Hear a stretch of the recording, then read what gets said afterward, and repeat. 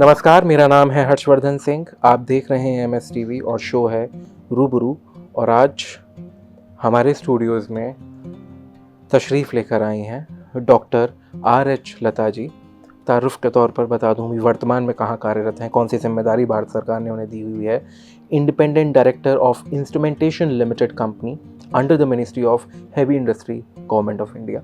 ये अभी डेजिग्नेशन है उनकी वर्तमान में। उसके अलावा जो मेरे पास ये लिस्ट आई थी, ये तकरीबन इतनी लंबी लिस्ट है कि शुरुआत की जो मेरी ओपनिंग है उसे 15 से 20 मिनट चाहिए।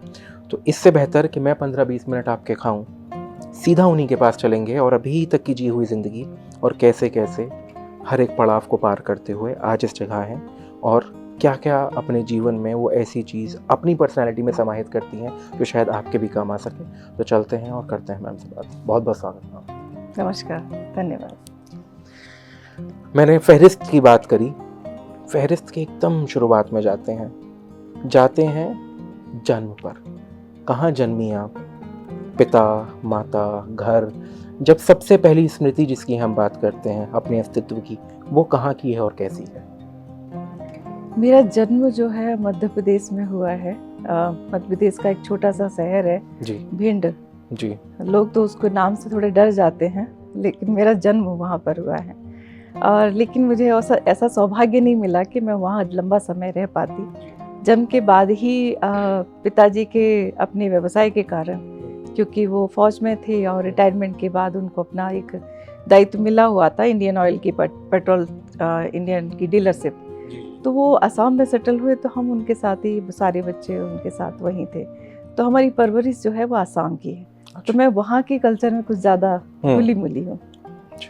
भिंड से, क्योंकि आप जहाँ, तो आपका पैतृक जो गांव है वो भिंड ही है? कहाँ से आते हैं? फादर कहाँ से थे? मूलतः हम राजस्थान से हैं। अच्छा। हमारे पिता जो हैं, हमारा जो राजघराना है वो जयपुर का आमेर परिवार है। अच्छा।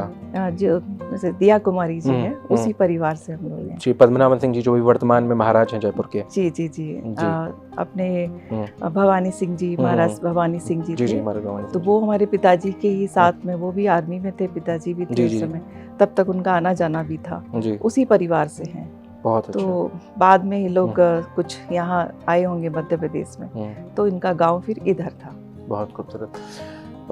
आसाम, नॉर्थ ईस्ट की जब हम बात करते हैं तो अभी भी नॉर्थ ईस्ट कुछ एक लिहाज से पूरे भारत से कटा हुआ है। वो इसलिए बहुत एकदम हल्की अगर हम बात कहें तो वो ये कि घूमने के लिहाज से लोग पहाड़ जाना चाहते हैं, घूमने के लिहाज से लोग ग्रीनरी देखना चाहते हैं, तो वो नॉर्थ में हिमालयाज़ का रुख करते हैं, ग्रीनरी के लिए साउथ का रुख करते हैं। आसाम और जो 7 सिस्टर्स हैं इनकी तरफ थोड़ा सा कम, क्योंकि डिस्टेंस भी ज़्यादा पड़ता है। कल्चरली आपको, क्योंकि अब आपने पूरा भारत घूमा हुआ है, क्या वो एक इनपुट लगा, क्या वो आप महसूस करती हैं जो उस जगह ने आपके अंदर दिया जिससे आप खुद को ये बना पाएं जो आज आप हैं? देखिए, ये बहुत महत्वपूर्ण बात आपने पूछ दी है कि शायद मेरे व्यक्तित्व में जो एक नई अगर बात देखने को आती है वो शायद इसी चीज़ का प्रभाव है, क्योंकि मूलतः हम मध्य प्रदेश से हैं और ये जो सेंट्रल एरिया है पूरा, चाहे राजस्थान हो, उत्तर प्रदेश हो, मध्य प्रदेश हो, ये पुरुष प्रधान समाज है। यहाँ पर महिलाओं को बहुत आगे किसी भी चीज़ में नहीं रखा जाता। लेकिन जो नॉर्थ ईस्ट है वो मातृ प्रधान समाज है। तो मेरी परवरिश आसाम की है जी। तो मैंने वो मातृ प्रधान समाज को बहुत अच्छे से देखा, बल्कि मुझे ये बहुत बाद में पता चला कि हमारा मूल जो समाज है वो ऐसा वाला है जहाँ पे महिलाओं की कदर नहीं होती है, लेकिन वहाँ पर बहुत होती है। वहाँ जन्म से लेकर अंतिम समय तक महिलाओं का बहुत सम्मान है, वहाँ का समाज करता है, और अलग अलग रीति रिवाज है उसके लिए, उस सम्मान को देने के लिए। तो आप विश्वास नहीं करेंगे, बहुत सारी चीज़ें ऐसी हैं कि जहाँ हमारे इस क्षेत्र में हेय दृष्टि से देखी जाती हैं, वहाँ पर उसको वो उत्सव के रूप में बनाते हैं। ओके, इतना फ़र्क है। बहुत खूबसूरत। तो मैम, जब आप इधर आई वापस, जिस समाज की आप बात कर रही हैं, ये मध्य प्रदेश हो वापस इस तरफ, तब फिर कैसा था? What is like cultural shock के तौर पे आपको लगा जब आपने इतना बड़ा परिवर्तन देखा? मात्र जो एक प्रधान समाज से पितृ समाज जो पूरा बना, यहाँ पे पुरुष की सत्ता चलती है, पुरुष सत्तात्मक जिसे हम बात करते हैं, तो अलग था, एडजस्ट करने में दिक्कत हुई, कैसा था? देखिए मेरी कहानी बड़ी थोड़ी संघर्षों भरी भरी रही है। बिल्कुल, हमारे पूरा वक्त और है, आप आराम से सुनाएं, मैं बिल्कुल सुनूंगा। तो कुछ ऐसा होता है कि ईश्वर कुछ कराना चाहता है, जी। इसके लिए कुछ ऐसी परिस्थितियां पैदा कर देते हैं कि जिससे फिर निकल के ही कुछ कर सकते हैं। जी। तो मेरे साथ भी कुछ ऐसा रहा कि जब असम में ही थे और हम लोग स्कूल ही में थे और मेरी पढ़ाई भी बहुत अच्छे से हो नहीं पाई। मतलब ये परिवर्तन यहाँ से फिर वहाँ शिफ्ट हुए, इन सब कारणों से भी मैंने सबसे पहली एंट्री अगर स्कूल में ली है तो 3rd क्लास में ली है। मतलब पहले, उससे पहले नर्सरी, केजी, 1st, 2nd कुछ नहीं। और फिर वहाँ पर कोई स्कूल नहीं हुआ करते थे, मतलब हिंदी मीडियम नहीं, इंग्लिश मीडियम नहीं, वो बहुत छोटी जगह थी। क्या नाम था जगह का मैम? जागी रोड। जागी रोड। जागी रोड, हाँ। ये किस तरफ एग्जैक्ट? अगर हाईवे पर ही है, अगर आप असम गुवाहाटी से अगर आप अपर असम को डिब्रूगढ़ साइड में जाएंगे तो वो जागी रोड रास्ते में ही पड़ता है। तो वहाँ से निकलना पड़ता है। तो वहाँ पर असमी मीडियम का ही स्कूल था। तो हमने सबसे पहले वहीं से पढ़ाई शुरू की। तो मतलब जो बच्चा सीखता है ना, भाषा सीखता है, तो हमने पहले असमी सीखी है जी।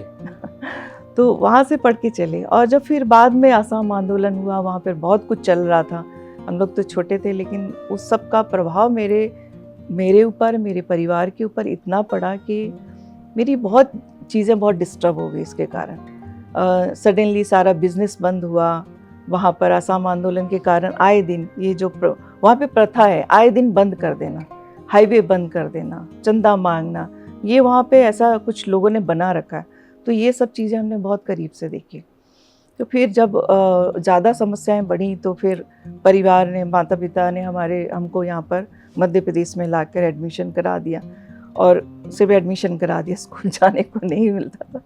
तो मेरी पढ़ाई कुछ इसी तरह से होती गई। क्यों स्कूल जाने के लिए क्यों नहीं मिलता था? क्योंकि यहाँ कोई देखने वाला नहीं था। उनको लगता था कि बच्चे छोटे हैं, अकेले हैं, तो ज़्यादा साल भर वहीं आसाम में रहते थे, एग्ज़ाम के टाइम पर इधर आते थे और एग्ज़ाम देते थे। तो ऐसे ही करके चलता रहा। फिर बीच में सडनली बहुत सारी समस्या ऐसी आई कि फाइनेंशियली पिताजी को दिक्कतें हुई। हमारी माता, पूरा परिवार जो है उनका गांव से है, तो वो एक तो हमारा समाज पितृ प्रधान समाज, ऊपर से वो बिल्कुल वही मानसिकता की अभी भी है कि ये सब बेटा और पुरुष और सबको आगे रखना, बेटियों को आगे नहीं रखना। तो वो पढ़ाई के भी फेवर में नहीं हुआ करती थी ज़्यादा। मदर आपकी? हाँ। तो उन्होंने कई बार 8th क्लास जब मैंने पास किया, उसके बाद भी उन्होंने कहा अब क्या ज़रूरत है, चिट्ठी लिखनी तो सीख ली ना, बस अब ज़रूरत नहीं है। और तो और उस समय जब फाइनेंशियली दिक्कतें हुई तो मेरे साथ छोटी मेरी 3 बहनें और हैं। तो हमारे गांव के लोगों ने उनको कहना शुरू कर दिया कि अरे तुम्हारी तो लगातार लड़कियां हैं, तुम कैसे सरवाइव करोगे, कैसे इनकी शादियां करोगे। शादियां करना बहुत बड़ा इशू हमारे होता है ना, कि उस जिम्मेदारी से ख़त्म करो। तो उन्होंने कहा कि अरे निपटाते जाओ, मतलब वर्ड इस तरह के थे, निपटाते जाओ। तो सबसे पहले मैं ही ऊपर दिखाई दी, बोझ है उतार के फेंको, लोगों की मानसिकता ये है ना। ये था जी। तो उन्होंने साथ में उन्होंने रिश्ते भी बता दिए कि ये एक रिश्ता, एक। और आप 8th क्लास में थी उस वक्त? 8th क्लास का हमने एग्जाम ही नहीं दे पाया था उस समय। अच्छा। और वो भी वही प्राइवेट वाला, जब गए आए वाले इस टाइप से। तो एक तो मैं स्ट्रगल कर रही लैंग्वेज को लेकर, क्योंकि मुझे हिंदी नहीं आती थी उस टाइम पर, लिखना नहीं आता था। तो परीक्षा देने में वो हिंदी भी सीखो, कोर्स भी पढ़ो, और फिर सामने ये सीन। उस समय थोड़ा बहुत मन खराब हुआ, ऐसा लगा कि जीवन बड़ा बेकार है। तो मैंने, आप विश्वास नहीं करेंगे, मैंने अपने जीवन में 2 बार अटेम्प्ट किए मरने के, लेकिन वो सॉल्यूशन था नहीं। मैं कर सकता हूँ, आप निश्चिंत रहें। तो मुझे ये लगा कि ये बहुत गलत हो रहा है। और मरने के बाद, क्योंकि मैं थोड़ी बचपन से बहुत आध्यात्मिक रही हूँ, मतलब बहुत आध्यात्मिक पुस्तकें पढ़ना, ज्ञान लेना और चिंतन मनन करना। और पता नहीं क्या, एक तो पिताजी का एक प्रभाव था, जाने क्या, कि देश के प्रति बहुत सोचती थी। इतनी, मतलब इतने सपने देखती थी, हद से ज़्यादा। मैं आज सोचती हूँ, जब ये हाईवे और ट्रैक ये सब जब देखती हूँ, तो मैं सोचती थी यही सब मैं तब सोचा करती थी जब मैं इतनी छोटी थी। तो ये सारी चीज़ों ने धीरे धीरे मुझे लगा कि गीता ने बहुत बड़ा मुझे संदेश दिया कि मरना कोई उसका निराकरण नहीं है, मरने के बाद क्या गति होती है। एक गति वाला चैप्टर है उसमें। बिल्कुल बिल्कुल बिल्कुल, वो मैंने उस समय पढ़ा था जी। सदगति की बात करने वाले लोग कहाँ पहुंच जाते कि हैं, गति, अगर आप मर गए उसके बाद आपकी क्या गति दुर्गति, होगी, बिल्कुल, है ना। जी। तो मैंने वो पढ़ा, तो मैंने कहा मरने के बाद भी हमें इतना कष्ट लेना है तो क्या ना जीवन में जीवन कष्ट में ले ले लें। क्या पता कुछ अच्छा हो जाए। जी। तो वो चीज़ से बड़ी प्रेरणा मुझे मिली। तो फिर मैंने कहा नहीं, आगे फिर करना है। तो ऐसे करके मैंने फिर पढ़ाई करना शुरू किया। और उस समय आप आसाम में ही थे? नहीं, हम एमपी आ गए थे। एमपी आ गए थे। तो ये जो फादर का जो बिजनेस है ये वापस पटरी पे एमपी आकर ही? नहीं, एमपी में क्या, हमारा सिर्फ घर है, पुश्तैनी गांव है, मकान है, सब कुछ है, लेकिन बिजनेस सारा आसाम में। अच्छा। तो ये आना जाना करते रहते थे। तो पढ़ाई की दृष्टि से फिर मैंने यहाँ किया और उसके बाद मैंने जॉब ली। एक जॉब तो मैंने वही नागालैंड में जो मैं बता रही थी, मैंने वहाँ किया था, दीमापुर। हाँ, कुछ 7-8 महीने किया था। वो मेरी फर्स्ट जॉब थी। पहला मेहनताना कितना मिला था मैम? 400 रुपये। 400 रुपये। और ये कौन से साल की बात है? ये 87 की बात है। 86-87। तब तक आपका डिग्री हो चुका था, कोई बैचलर्स या कुछ? जस्ट मैंने ग्रेजुएशन किया था। ग्रेजुएशन किया था। ग्रेजुएशन किस में किया था मैम? उसमें तो कॉमन सब्जेक्ट रहते थे, आर्ट के ही थे। अच्छा। और उसमें भी मुझे जो फाइनल ईयर था उस साल मुझे कोई बुक पढ़ने को नहीं मिली थी। अच्छा। मैं साल भर वहीं रही, आसाम में ही रही, तो मेरे पास कोई भी उस कोर्स की कोई बुक मुझे उपलब्ध नहीं हो पाई थी। तो मैंने डायरेक्ट आके एग्जाम दिया था जो मेरे नॉलेज थी उसके आधार पे। तो लास्ट एक कोई सब्जेक्ट था जिसमें मैं ग्रेस से पास हुई थी। अच्छा। हाँ, बहुत खूबसूरत। 58% कुछ बना था। बहुत अच्छा। 58% सेकंड डिवीजन। सेकंड डिवीजन बहुत अच्छा। उस समय में सेकंड डिवीजन का भी बहुत पहले हुआ करता था। हाँ, मेरे ख्याल से मेरी सारी सेकंड डिवीजन ही है जी। क्योंकि एमए जब किया उसमें भी यही सीन था। फर्स्ट ईयर मैंने इंग्लिश लिटरेचर से भरा, बुक मिली नहीं, तो फिर आके लास्ट टाइम एक ऑप्शन रहता है कि प्राइवेट आप सब्जेक्ट भर के कर सकते हैं। तो मैंने हिस्ट्री लिया क्योंकि हिस्ट्री में मुझे बहुत नॉलेज थी। तो फिर वो भी बिना पढ़ाई किए एग्जाम दिए, तो उसमें भी अच्छा नंबर आया। चलिए मैम, बिना किताबें मिले भी आप सेकंड डिवीजन, यहाँ तो किताबें होने के बावजूद भी थर्ड डिवीजन के लिए भी लाले पड़ते थे कि कैसे पास हो जाए जी। नौकरी की जब हम बात करते हैं मैम, आजकल एक आइडिया है कि आप एक बार काम करना शुरू करते हैं, आपके हाथ में एक पैसा आना शुरू होता है तो आप इंडिपेंडेंट हो जाते हैं। क्या तब भी ऐसा ही था कि आपने कमाना शुरू किया तो आप अपनी स्वेच्छा से रह सकती हैं, कर सकती हैं, और अगर ऐसा नहीं था तो फिर क्या स्ट्रगल्स थे? देखिए, पहला स्ट्रगल तो ये था कि जॉब करनी है, क्योंकि जीने के लिए जॉब करनी है, क्योंकि मैं किसी के ऊपर मतलब निर्भर नहीं रहना चाहती थी। मैं ग्रेजुएशन के बाद जब थोड़ा सा घर में ऐसा हुआ कि नहीं, अब ग्रेजुएशन कर लिया, अब क्या और क्या कितना पढ़ेगी करके इस तरह की बातें हुई, तो मैंने फिर कहा कि नहीं मैं पढ़ूंगी, तो मैंने घर छोड़ दिया था। अच्छा। मैंने सबसे बड़ा स्टेप ये लिया उस टाइम। मैंने कि मैं पढ़ाई भी करूंगी, मैं अपनी जॉब करके अपना जीवन भी चलाऊंगी, लेकिन मैं पढ़ाई करूंगी। तो फिर मैंने घर छोड़ दिया। अच्छा। मैंने स्कूल में एक जॉब ली और उस समय वो स्कूल मुझे शायद देता था 2500 रुपये। कहाँ पर मैम बताइए? ग्वालियर में। ग्वालियर में। अच्छा। और उससे पहले भी एक स्कूल लिया था, वो 1200 रुपये कुछ थे, तो वो तो कुछ महीने करके मैंने छोड़ दिया फिर, क्योंकि मेरा काम नहीं चल रहा था। फिर 2500 में अच्छा एक स्कूल मिला। आप ग्वालियर में ही रहती थी घर छोड़कर? घर, हाँ, ग्वालियर में ही रहते थे। तो ये लोग आते जाते थे, क्योंकि अच्छा। मेरी बहनें भी केआरजी कॉलेज में पढ़ती थी, तो मैं उनके लोकल गार्जियन भी थी। अच्छा। तो मैं उनसे मिलती जुलती भी रहती थी। मैंने अपना जो कुछ हुआ मैंने अपनी बहनों पे नहीं होने दिया जी। इस मामले में मैं बिल्कुल दीवार बन के खड़ी रही, बिल्कुल, कि नहीं, इनको पढ़ाना है, तो उनको दोनों को बहुत अच्छे से पढ़ाया जी। क्या क्या नाम है उनके? मेरे जस्ट बाद है, उसका नाम शारदा है। बहुत अच्छा। उससे छोटी जो है उसकी शांति, और उससे छोटी जो है संध्या। तीन। आप 4 बहनें हैं? आप? हम 5 बहनें, एक बड़ी दीदी भी हैं। अच्छा। हाँ, बहुत अच्छा। तो उनका तो जैसा आप बता रही हैं कि आप तो चलिए खैर अपनी बाकी तीनों बहनों के लिए दीवार बन के खड़ी रहीं, क्या उस समय के समाज में चलती हुई वो हवा आपकी बड़ी बहन को बहा कर ले गई और वो उसी प्रथा के थ्रू शादी करके अपना कहीं, या फिर उन्होंने भी कुछ अलग किया? बड़ी दीदी हमारी बहुत ही मतलब अपने में रहती है, कहने का मतलब जी। ये बहुत ही सदे हुए शब्दों में ये एक जनरेशन के साथ जो उनकी कंडीशनिंग है वो इतनी खूबसूरत है कि परिवार के संदर्भ में जब बात की जाए तो सदे हुए लफ्जों में कह दिया जाए चीजों को। हाँ, नहीं, वो इतनी मतलब उनको शब्द भी नहीं मिलते उनके लिए, वो इतनी अच्छी है कि किसी से ना दुश्मनी है ना कुछ है, ना खाओ से दोस्ती, ना खाओ से। हाँ, वो बिल्कुल सटीक बैठता है ये शब्द उनके ऊपर। और हमेशा बहुत हर किसी की परवाह करना जो उनके बस में है। तो वो आध्यात्मिक थोड़ी वो भी ज़्यादा साधी है। सादगी जी, हाँ सादगी जी, सादगी, बहुत अच्छा। जी। मैम मैं थोड़ा सा ये, क्योंकि अभी आपने जिक्र किया कि देश को लेकर सपने थे, हम एक नॉर्मल इंसान के तौर पे सबसे पहले सोचते हैं अपने बारे में कि अपनी रोटी पानी कपड़ा मकान, इसका जब एक स्थायित्व हो जाए और भूखों मरने की स्थिति ना आए। वर्तमान में बात कर रहा हूँ, पुराने समय की अभी भी नहीं कर रहा हूँ, क्योंकि तब तो बड़े दीवाने लोग थे। तो क्या आपके जीवन में भी ये स्थायित्व आने के बाद आप देश के लिए काम करने के लिए आगे बढ़ी? वो कैसे हुआ? वो क्या सारी चीज़ें थी? क्योंकि आपका जो पूरा बायोडाटा आया उसमें देखने के लिए मिला कि बहुत सारी कैंपेन्स आपने चलाई हैं और योगा से भी आप जुड़ी, बहुत सारी। तो वो कब हुआ? देखिए, ये बात अगर आप मेरे बच्चों से पूछते वो सही जवाब देते, अच्छा। क्योंकि मुझे लगता है बचपन से लेके अभी तक मैं अपने बारे में कभी सोच नहीं पाती हूँ, कभी भी। और ना मैंने कभी अपने जीवन में ऐसी कोई चीज़ें पाली हैं जिसके लिए मुझे बहुत मेहनत करनी पड़े। ना मुझे खाने का शौक़ है, ना कपड़ों का शौक़ है, ना कोई ज्वेलरी का शौक़ है, ना बहुत ऐशो आराम में रहने का शौक़ है।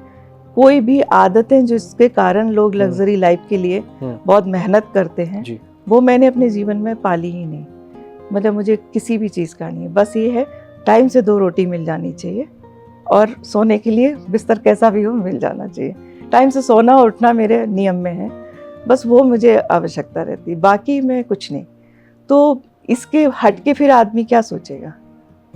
उसके बाद तो फिर परिवार, समाज, देश।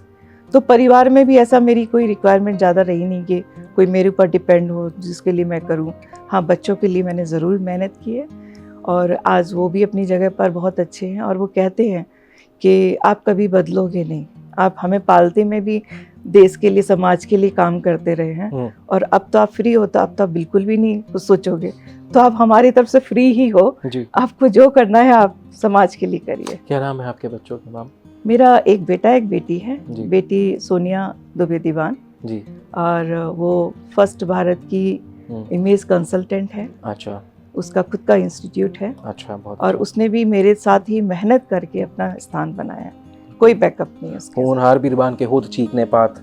और बेटे जो है वो? बेटा भी ऐसे ही है, वो भी काफ़ी स्ट्रगल किया उसने, लेकिन अभी उसने जस्ट ग्रेजुएशन की है। छोटा था तभी से कहता था कि भारत में अच्छी फिल्में नहीं बनती, मैं जब बड़ा हो जाऊंगा तो मैं अच्छी मूवी बनाया करूंगा। मैंने उसको पीछे बहुत डाइवर्ट करने की कोशिश की। अच्छा। मैंने सोचा कि आर्मी में चला जाए क्योंकि पर्सनालिटी अच्छी थी, लेकिन नहीं, उसको तो वही करना था। तो अभी उसने फिल्म एंड प्रोडक्शन में ही उसने ग्रेजुएशन किया है। अच्छा।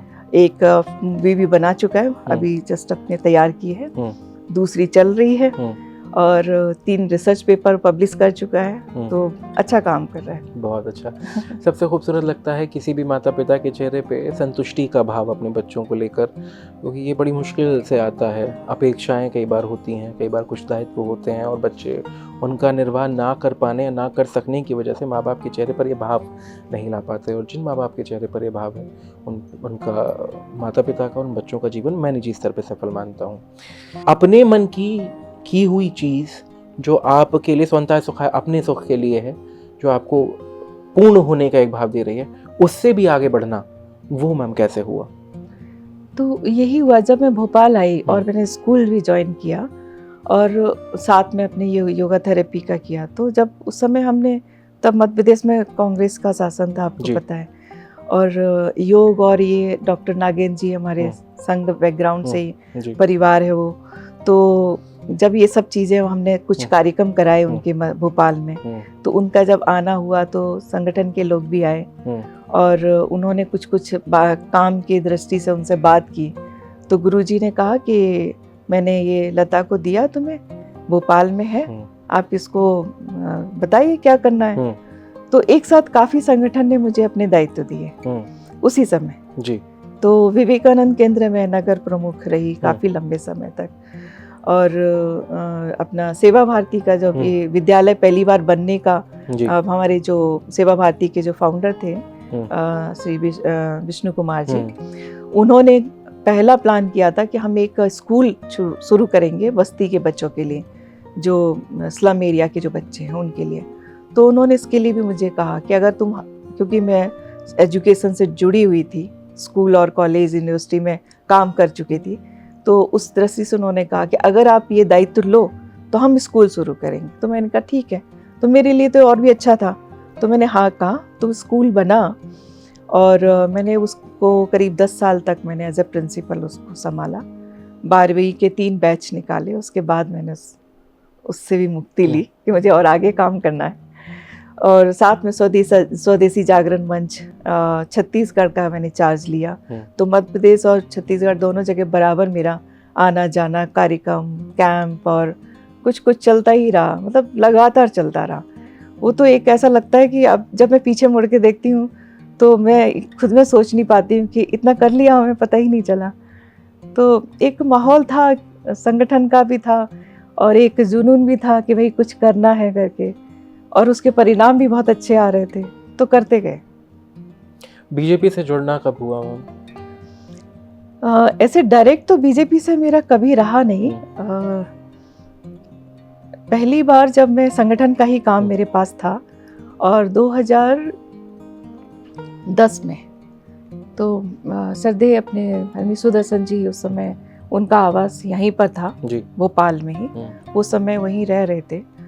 तो एक दो बार उनके समय ही मैंने कुछ कार्यक्रम किए थे। जो डायबिटीज मूवमेंट जो शुरू किया था, तो वो दायित्व मेरे पास ही था, मध्य प्रदेश और छत्तीसगढ़ का। तो मैंने बहुत बड़े बड़े आयोजन किए थे उस समय। मधुमेह मुक्त समथिंग कुछ ऐसा? हाँ, पहले स्टॉप डायबिटीज मूवमेंट के नाम से शुरू हुआ था 2010 में। बाद में वो नाम चेंज होते गए और हर एक जितने भी प्रोजेक्ट आए सभी में मैं थी। तो स्टॉप डायबिटीज मूवमेंट था, वो बड़ी मतलब एक लहर सी फैल गई थी पूरे मध्य प्रदेश में। हमने हर जिले में उसके लोगों को तैयार किया था, शिविर किए थे। तो और उनका एक साझा कार्यक्रम भोपाल में भी 2-3 कार्यक्रम किए, तो उसमें वो माननीय सुदर्शन जी का आना हुआ और उन्होंने उस समय देखा होगा जो भी है, तो उन्होंने मुझे पहली बार कहा कि तुम बच्चों के ऊपर तुम्हारा ध्यान ज़्यादा है, तो तुम्हें बच्चों के ऊपर काम करना चाहिए। तो उन्होंने एक योजना भी मुझे दी कि जब भी तुम्हें मौका मिले तुम इस पे ज़रूर काम करना। मैंने कहा ठीक है। पर शायद उनके ही कहने पर, और उस समय सदैव पटवा जी भी संपर्क में थे, उनका मैं इलाज थोड़ा ट्रीटमेंट दे रही थी, थेरेपी। अच्छा। हाँ, तो उन्होंने मुझे चाइल्ड राइट कमीशन में मेरा अपॉइंटमेंट करा, शायद उनकी तरफ से गया होगा, क्योंकि मैंने तो कोई अप्रोच ऐसी की नहीं थी। तो मैं आयोग में आ गई और एक मौका मुझे जब मिला तो मुझे बहुत खुशी हुई। और उस समय मैंने वो सारे मुद्दे उठाए थे उसमें जिनके कारण मेरा बचपन बड़ा खराब गया, स्पेशली बाल विवाह। मैंने बाल विवाह पे बहुत काम किया उस समय पर। मेरा कोई दौरा ऐसा नहीं जाता था कि जहाँ जब मैं जाऊँ और किसी स्कूल और हॉस्टल में ना जाऊँ और मैं वहाँ ना बोलूँ कि तुम अगर बाल विवाह हो, तो मैं अपना नंबर डाल के आती थी वहाँ पर कि आप मुझे डायरेक्ट फ़ोन करना। मेरे आयोग के कार्यकाल ख़त्म होने के 3-4 साल तक भी रात के 12-2 बजे तक मेरी घंटियाँ बजती रही हैं बाल विवाह रुकवाने के लिए। मैंने बहुत किया उस समय, बहुत इस पे बहुत फोकस किया जी। दूसरा था कि बच्चों की, लड़कियों, बालिकाओं की, सभी की पढ़ाई होनी चाहिए, पर बालिकाओं को पढ़ाना बहुत ज़रूरी है।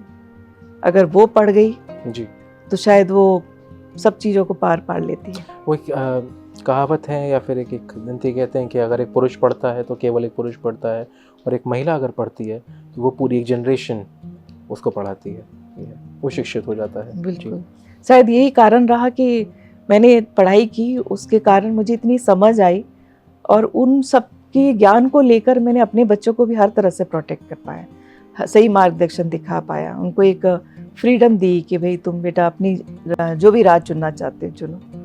तो ये सब चीज़ों पे मैंने ध्यान दिया जी। तो ये सब मेरा जो कुछ भी अगर कहा जाए कि बैकअप जो है वो सब संघ का है। मैंने सदस्यता 2010 में ही ली थी बीजेपी की। अच्छा। पर एक्टिवली उस समय काम नहीं किया जी। उसके बाद मुझे सन याद नहीं आ रहा है कि वो जब चुनाव आए थे तो उस समय उन्होंने कैंपेनिंग का काम दिया था मुझे जी। और फिर पिछले वाला जो हुआ था 2018 का ही जो लास्ट लोकसभा चुनाव हुआ, उससे पहले मैंने विधानसभा, लोकसभा और इसका दिल्ली का चुनाव जो था, ये 3 में मुझे दायित्व दिया गया था कैंपेनिंग का, प्रदेश प्रभारी के तौर पे। प्रदेश प्रभारी आप? हाँ।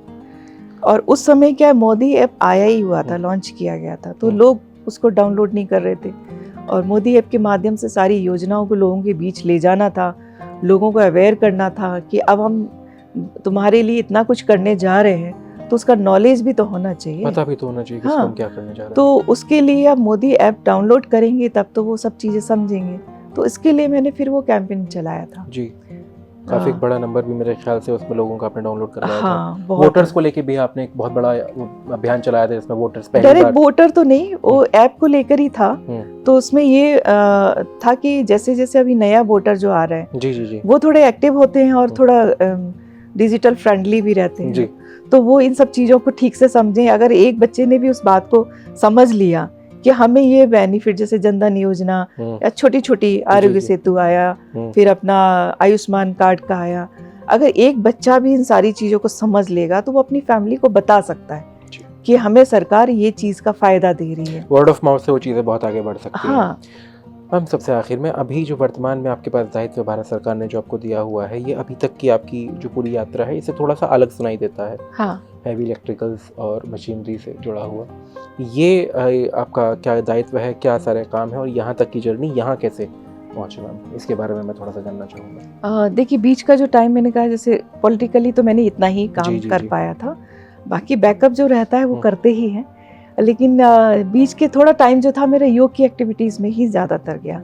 काफ़ी सारे संस्थानों में कुछ पदों पर भी हूँ, तो उसमें भी मुझे लगा कि जब माननीय मोदी जी ने योग को इतना वर्ल्ड लेवल पे इतना प्रसिद्ध कर दिया और लोगों के जानकारी में लाया, फिर उसमें भी उन्होंने बहुत सारी चीज़ें चेंज की, उसको एज ए इंडस्ट्री ले लिया। फिर योगा स्पोर्ट्स फेडरेशन बना के स्पोर्ट्स में भी उसको डाला, क्योंकि वैकेंसी को लेकर बड़ी समस्याएं बच्चों में आती जी। थी। जो लोग सिर्फ योग का कोर्स कर लेते थे उनको इतना आसानी से नौकरी जॉब नहीं मिलना मिल पाती थी, मुश्किल था। क्योंकि जो थेरेपिस्ट होते हैं, एक कुछ कैटेगरी बनाई हुई है, उनको जॉब अच्छे से मिलती, पर योगा थेरेपिस्ट को या योगा इंस्ट्रक्टर को मिलती है लेकिन सैलरी बहुत कम होती है। तो उन्होंने ये सारी चीज़ें जो ऐड की हैं, इससे बहुत फ़र्क आया है। विरोध भी बहुत हुआ था, लोग मुझे भी कह रहे थे कि आप बड़े लोगों के बीच में ये बात क्यों नहीं रखते हो। तो मैंने कहा देखिए, सबसे बड़ी समस्या ये है कि जो इतने लोग कोर्स करके बैठ गए हैं, उनके हाथ में कुछ काम भी तो होना चाहिए। और जब इतनी सार्थक चीज़ है, हाँ, इतनी सही सात्विक चीज़ है, तो उसका जी। विस्तार होना चाहिए और लोगों के लिए लाभान्वित उनको होना चाहिए इन जी। सारी चीज़ों से ना। तो इसलिए फिर मैंने उसमें भी जो कमियां हैं उसके लिए भी मैंने बराबर करस्पॉन्डेंस किया है, पीएमओ में भी किया है, संस्थानों में भी भेजा है। अब हो रहा है उस पर काम। अभी लास्ट जो हमारी बेंगलोर में मीटिंग हुई थी, तो उसमें इन सब चीज़ों पे बहुत गंभीरता से विचार हुआ। तो अब सारे जो नई पॉलिसीज़ आएंगी उसमें होगा। आपका प्रश्न जो था कि इंडिपेंडेंट डायरेक्टर का, ये थोड़ा सा मेरे लिए भी सरप्राइजिंग रहा, क्योंकि जब ये आया कि आपको इसमें नॉमिनेट किया जा रहा है, तो आप विश्वास नहीं करेंगे कि मैंने बहुत दिन तक मैं यही सोचती रही कि ये है क्या। जी। मैं बिल्कुल साफ बताना चाहूँगी कि ये है क्या, ये प्रश्न मेरे मन में आया और उससे रिलेटेड इतना गूगल किया, इतना सारा इधर उधर लोगों से। अच्छा, मेरा फ्रेंड सर्कल बहुत अच्छा है, तो जो इंडस्ट्रीज़ वाले हैं, कुछ कई सारी बड़ी बड़ी संस्थानों में एज ए डायरेक्टर रहे हैं, रिटायर हो गए हैं, ऐसे कई लोग हैं मेरे साथ में। मैंने उन सबको कॉल किए, मैंने कि ये है, अब इसमें क्या करना है मुझे बताइए। तो अब मैंने बहुत लोगों से गाइडेंस लिया, क्योंकि जो चीज़ नहीं है आती है, और इतना बड़ा अगर कोई हमारी मोदी जी और हमारी बीजेपी सरकार मुझे इस लायक समझ रही है और दे रही है, तो निभाना फिर हमारा फ़र्ज़ है ना। तो अगर हम उसको निभा नहीं पाएंगे तो मतलब हम फेल नहीं है, फेल वो हो गए एक हिसाब से। तो ये था मेरे लिए चैलेंज कि नहीं, जो दिया है उसको अच्छे से करके दिखाना है। और तो मोदी जी का भी यही कहना होता है कि हर चीज़ में परफेक्ट होना चाहिए, और हमारे योग भी यही कहता है। तो फाइनली मैंने लोगों से सलाह ली और लोगों ने मुझे बहुत सारी बातें बताई, ऐसा आप इस चीज़ को देखो, कंपनी एक्ट को पढ़ो।